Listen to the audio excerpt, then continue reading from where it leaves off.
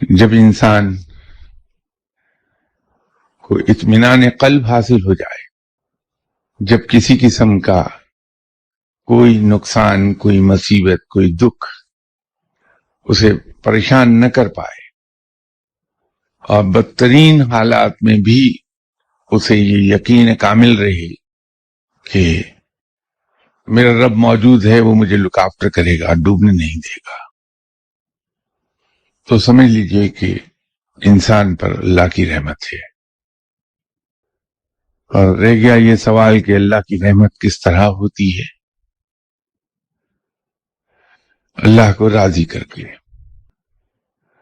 اور اللہ کو راضی کرنے کا آسان طریقہ یہ ہے کہ اللہ کے بندوں کو راضی کر دیں۔